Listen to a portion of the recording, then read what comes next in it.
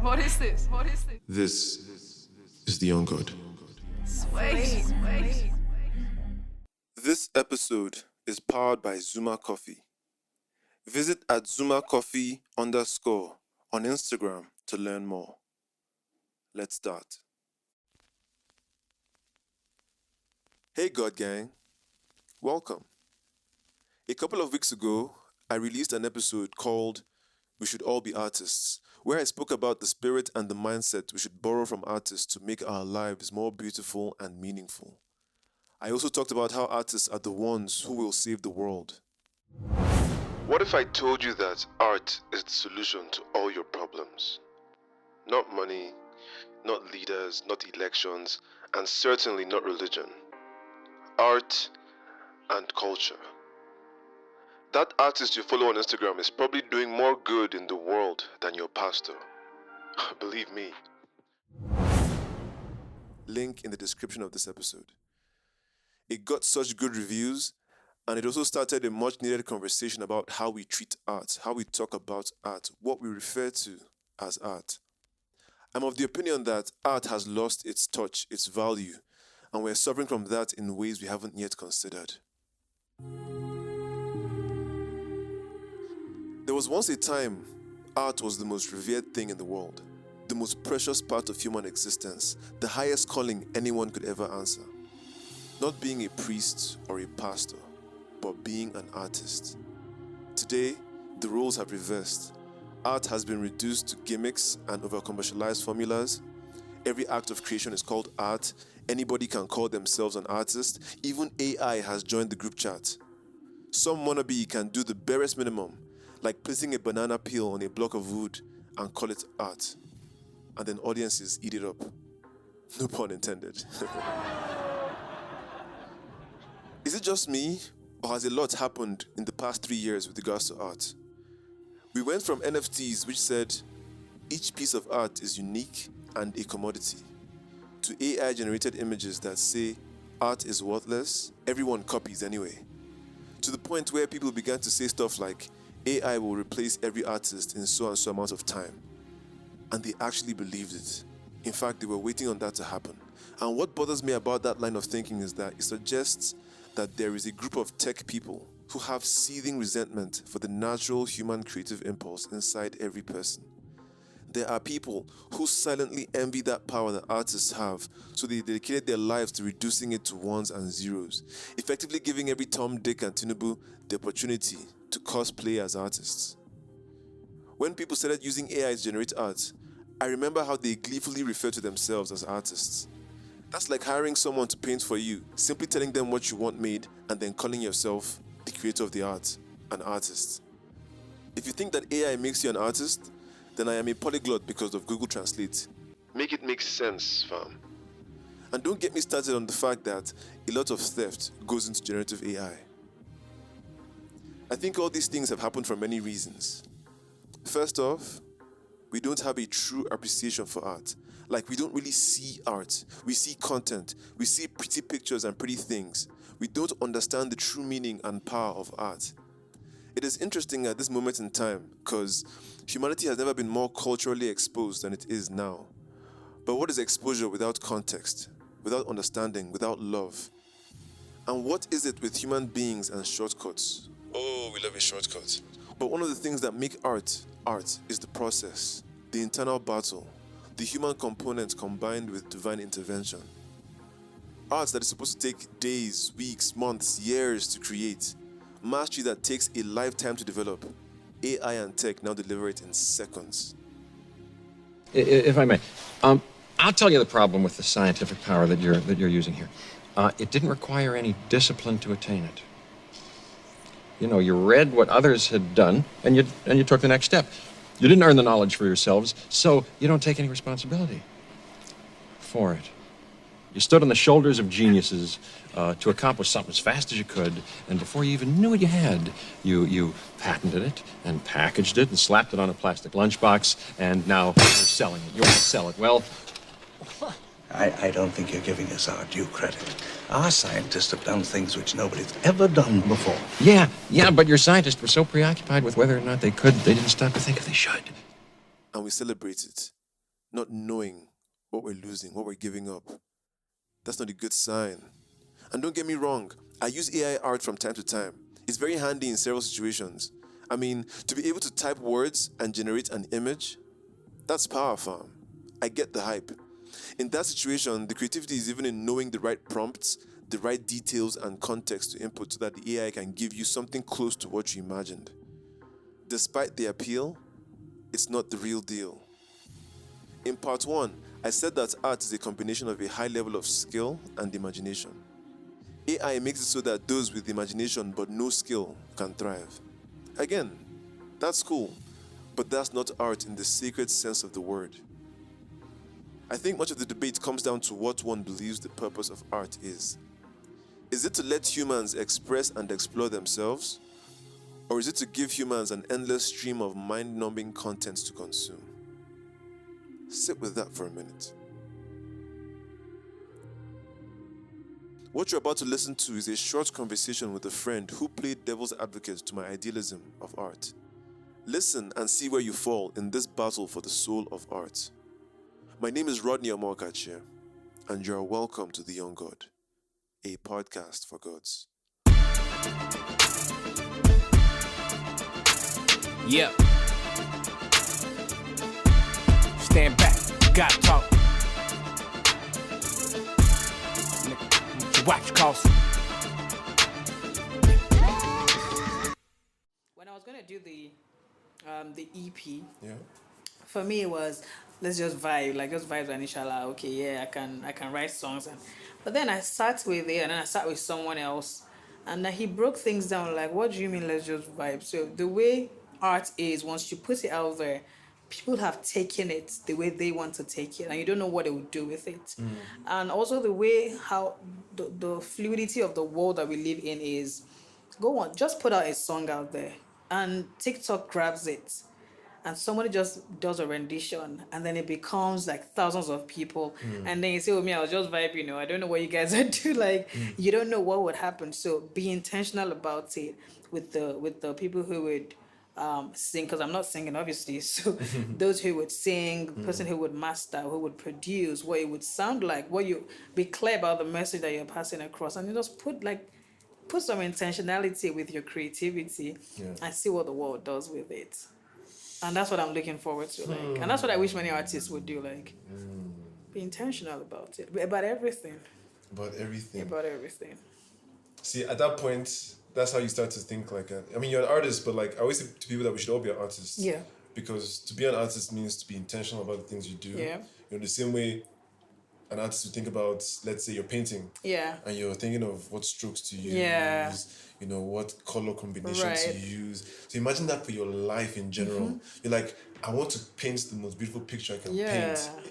I want by the time we zoom out of the canvas of my life, we're seeing something.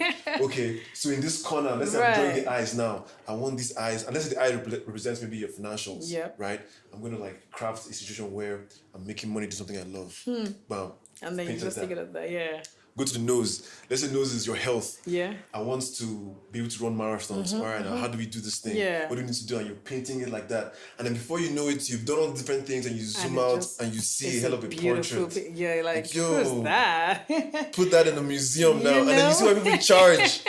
Because the art is expensive, or it's the value is not based just on how beautiful it is, but on the intention. Absolutely, behind it, yeah. And the creation of it. Yeah, the creation of it, what the artist went through. Absolutely, yeah. In going from a blank canvas to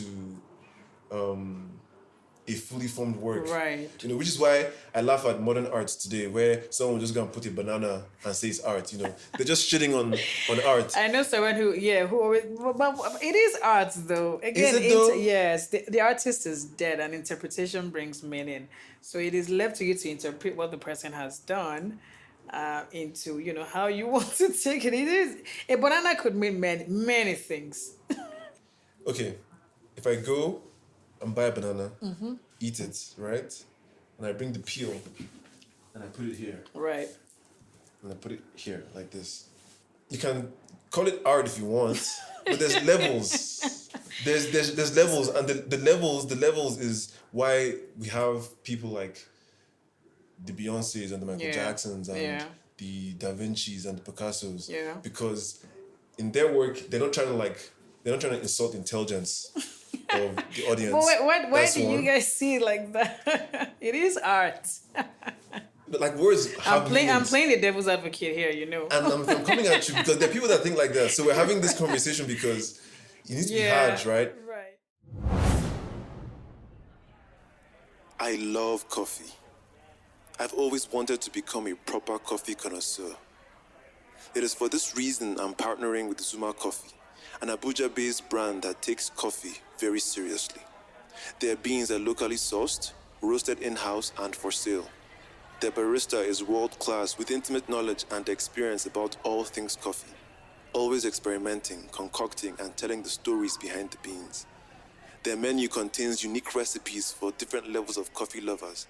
And if you wish to take your coffee game to the next level, they sell all kinds of tools and gadgets you can use to brew your next best cup. To see for yourself, visit their cozy little cafe or their Instagram page at ZumaCoffee_. Tell them the young god sent you for a discount.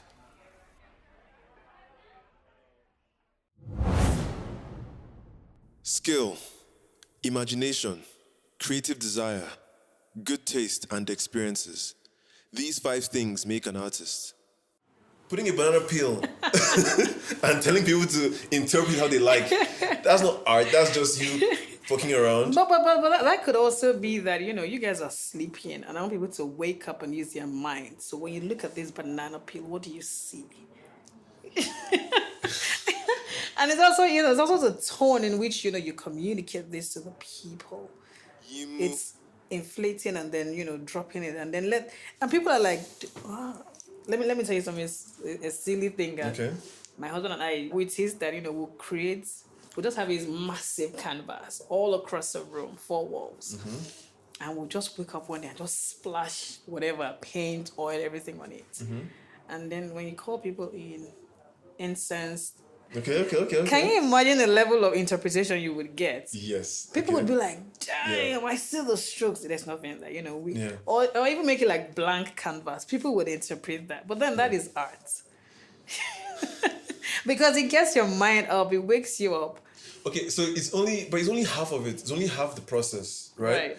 The thing that makes art is both the intention of the artist and the interpretation and of just the audience. Together, If there's no intention of the artist and there's just interpretation of the audience, then it's just it like loses the essence of it. Something is happening out there and you're asking me to give my interpretation. Is that art? So a boy is running down the street now, like, come on and say, he's running because that's the sign of a man. If you look at it, a storyteller will bring out the story in that for you. Yeah. So if anything, it's the audience that becomes the artist. Yeah. Not really the artist That's being the artist. That's interesting. I like And that's lazy. Fair, you can't take credit for the audience's interpretation. Oh, fair.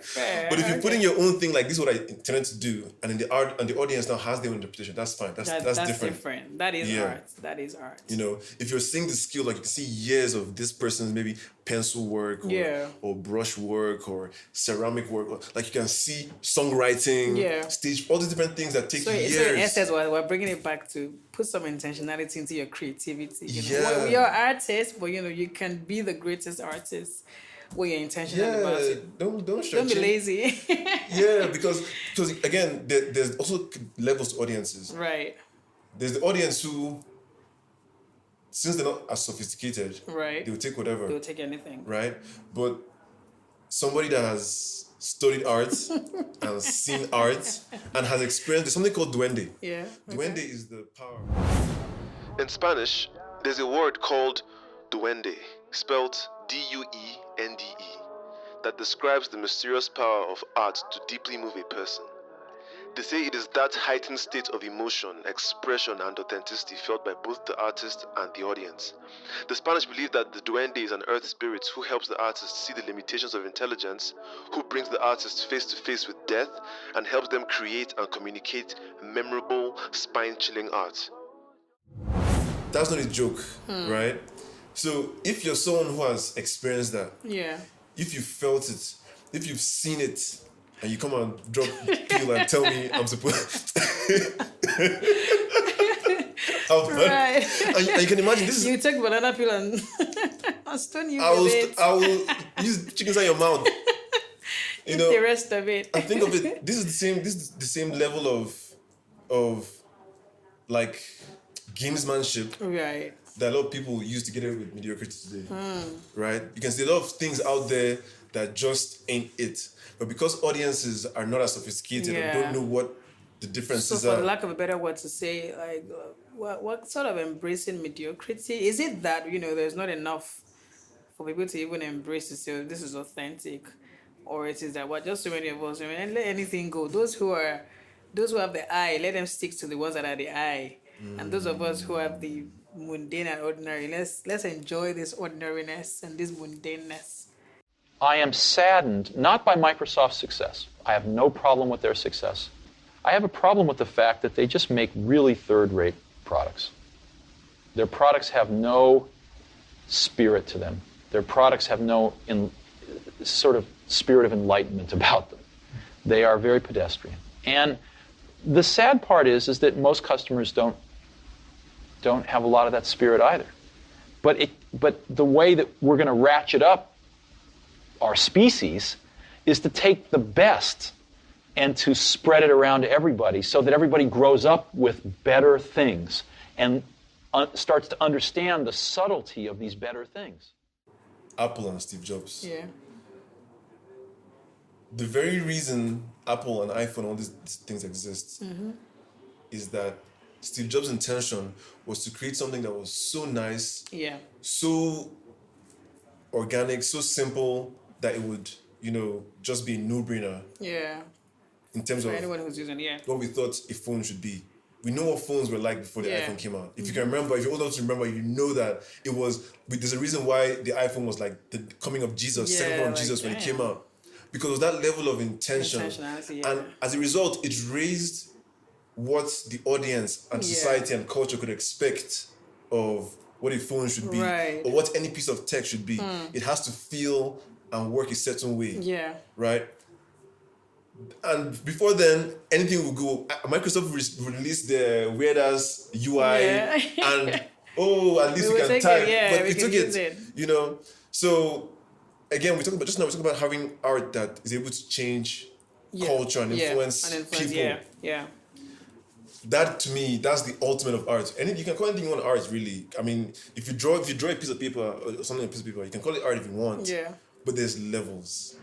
The same way there is Miley Cyrus and there's Mozart. Yeah. There's just levels to it. Right. Not the comparison that doesn't work. It doesn't work. But no. But I get what you mean. I hear that intentionality of, you're an artist. Put some in time. I want to be able to sit with you and say, why did you create this story? Why did you write this song? Why did you? What was the reason behind it? As against that, autopilot that we said earlier, where everybody's just like free flow, just free fall and floating, and at the end of the day, it also impacts who we are as a people. And so it's easy for us to isolate ourselves and say, I'm not part of the problem. But then if you're creating very mundane things not mundane is good, mediocre, unfortunately. And it says, we're excusing, people will take it anyway. If I give them, people will take it anyway. It comes back to us in full circle to say, okay, if you're contributing to it in this way, these are the other ways it would come back at you. Right. So I agree with you on that. And just now we talked about the person's life as a canvas, Absolutely, right? yes, absolutely. So now think of anybody you ever thought was really, really interesting, Yeah. or really dope, or amazing, or for whatever reason. Usually it's the people who are very intentional with their lives as Absolutely. artists. So like you're experiencing them. So duende has a second meaning. Duende means the charm or magnetism a person can have on another person, Nice. on people. And usually if such a person has that effect, it's usually that something about They them. have done something internally, yeah. Yeah, something about them, the life they live, just something about them. You may not know it, Right. you may not see it, but you can see and sense it, you can Yeah. feel it, right? So if that exists, and you can tell that not a lot of people have put in that work Yep. to live a life you can call art. Have mastered the art of living. Yeah. That's what it is, the art of living, right? And That's beautiful. right? So it's like how you deal with your L's, your strengths and weaknesses, Yeah. your who you are as a person, how all of that comes together to influence everything else you do. Right. Right? And so imagine we had more people like that in the Absolutely. world. Imagine the quality of life we'd be living. Absolutely. The entire civilizations that are built off of just having individuals in that number around to affect politics, art, whatever. But in a society like maybe let's look at Nigeria, where when was the last time an actual Nigerian person you felt to yourself, oh my God, I'm so inspired by this Nigerian? We don't have people we look at like that. Who are we looking up to? Yeah. But if you look at throughout history, we have the Martin Luther Kings, we have the Mandelas. That's life lived. That's art. Yep. Michael Jackson. Who else? So many. Chimamanda's really cool. I like Chimamanda. She's still making she's still painting her picture. Yeah. But I like where she's going with it at the very moment. But in general, we don't have that. So we don't even have anything to aspire to. Absolutely. But a place or people or civilizations that have people to aspire to, you see that they tend to follow through. Yeah. What do you think Americans, they really carry their founding fathers on their head? Because they set a tone right. that There's was an ideology behind, unreal. Right. We don't have that. So I think as artists today and whatever we're doing, if you're living, you don't even have to be an artist, but to live a life that is art, that someone will see and be like, I want to be like that when I grow up. How are you doing it? How are they doing it? Yep. That's the goal. And when we start having people thinking like that, it's not politics. You see the politics change when more people are like that. Yeah. And you also see that, you see the ripple effect in across the entire nation or country, or however you want to say. So I totally agree. I think it takes us back to the conversation we had. We started with anyway, which is how just changing your mindset or the state of your mind can influence how you. And like you said, it's not just being an artist. You can create anything. Yeah. It's creating you in whatever workspace you find yourself in, whether it's as a doctor or as a lawyer or anything at all. It's just that owning that your mind and not letting your mind just wander. And then you see all the amazing things that can come out of it. Okay, fantastic. So I know, right? I love these kinds of conversations. I love that I have people who can take it there with me. My overall point is this. True art forces you to go beyond the surface and to contemplate the intent behind its creation, then find meaning in it. It's not just to look for 6 seconds, then scroll past. Here's a distinction. Art about ideas stimulates only ideas. But art that comes from inspiration and intuition stimulates feelings of happiness, innocence, and beauty. Things that are rare in this world today. Things we desperately need. And art is the thing we forget we need until we need it. Whatever your point of view, just know that there are real consequences about what we consider to be art. If you think any work of creation is art, then you have effectively lowered the bar and you give room for enemies of art to operate. You've turned something precious into something trivial. Peep this. A culture that doesn't have precious things, sacred things, is dead. Or more. You might think I'm overreacting, but consider that we live in a world where human beings are doing the hard jobs on minimum wage, while the robots are writing poetry and painting pictures. Let that sink in. Is that the world we want? I don't know about you, but that's not for me. If we don't make that paradigm shift, then we sacrifice what we need, what is most important, on the altar of power and transactional relationships, and we end up believing in nothing and having worthless lives and dreams. Yes, it's that deep. I'm not being dramatic. I promise. If you studied history, you can generally plot the demise of a civilization from the moment art stopped being sacred. Once a society stops caring about art and culture, the civilization destroys itself. It's a tale as old as time. When they review ancient cultures and civilizations, the first thing they look at is the art. What endured from that time period in the form of artistic expression? Because the art created in a certain time period says everything you need to know about that time. It is a currency unto itself because of its artistic value and artistic merit. It is an educational tool to learn what life was like, what the people valued, and how sophisticated they were. I think history may look back at this time period as a regression culturally. I really do. Let's take a moment to pause and breathe. Relieve the tension. Whatever you're doing, close your eyes, take a deep breath. In through the nose, out through the mouth. One more time. In through the nose, out through the mouth. Let's resume. Here's a radical idea. When we doodle, paint, or take a picture on our smartphones, let's not call it art. Let's call it creating or practicing. It is important to separate the word art from the conversation whenever we talk about creating. Not just because it belittles the word, but because too many people don't create because of that word. They don't create because they don't see themselves as artists. As I said in part 1, true artists and true art are painfully rare. Everything around you was created, but not everything around you is art. Know this and know peace. And sure, art is subjective, but words mean something. I'm sharing this perspective so that we can gatekeep our subjectivity when it comes to art, so that we hold artists accountable to higher standards, and so that we can make our world better. Reason this. True art is very simple. If you want to know what true art is, think of it like this. True art is elegant, beautiful, and socially valued. Please say that again. True art is elegant, beautiful, and socially valued. I believe art, design, and love are what make the world go round. And maybe it's just me, but I want the world to keep spinning. I believe that artists are the true saviors of the world. Quote me. If you want to hear more about this, go listen to part 1. Points were made, things were said, and I think this is a great place to end this episode. With all of that said, I would like to hear your thoughts. I live for your feedback. If you're listening on Spotify, you can check out the Q&A attached to this episode. I'd love to get your thoughts. Or you can slide in my DM on IG at TheYoungGodPod or Twitter at IamTheYoungGod. Feel free, I'll respond as soon as I can. If you would like to share your thoughts with other listeners of the podcast, there's a Young God community on WhatsApp which you can join via the link in the description of this episode. Once again, thank you so much for listening, for tuning in. I do not take this for granted. Thank you for supporting my art, for giving me your time and attention.